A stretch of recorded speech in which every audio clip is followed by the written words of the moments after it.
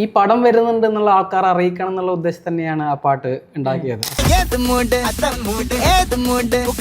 അപ്പോൾ അതിന് ഉള്ള ഏറ്റവും നല്ലൊരു വഴി എന്ന് വെച്ചാൽ ഓൾറെഡി ആൾക്കാരിൽ ഉള്ള അല്ലെങ്കിൽ ആൾക്കാർക്ക് കണക്റ്റഡ് ആയിട്ടുള്ള ഒരു എന്തെങ്കിലും ഒരു എലമെന്റ് പാട്ടിൽ ഉപയോഗിക്കുക എന്നുള്ളതായിരുന്നു. സിനിമാ ഭ്രാന്തനിൽ ഇന്ന് കൂടെ ഉള്ളത് മ്യൂസിക് ഡയറക്ടർ ബിപിൻ അശോകാണ്. ബിപിൻ ചേട്ടാ, വെൽക്കം. Thank you.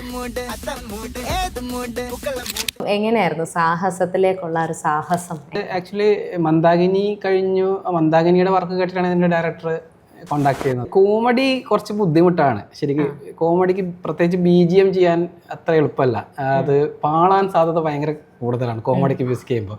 അതേസമയം റൊമാൻസ് അല്ലെങ്കിൽ ത്രില്ലർ ഇതൊക്കെയാണെങ്കിൽ കുറച്ചും കൂടി എളുപ്പമാണ് ചെയ്യാൻ. ഈ മ്യൂസിക് കമ്പോസിഷനിലേക്ക് എത്താനായിട്ട് ശാസ്ത്രീയമായിട്ട് സംഗീതം പഠിക്കേണ്ട ആവശ്യമുണ്ടോ ശരിക്കും?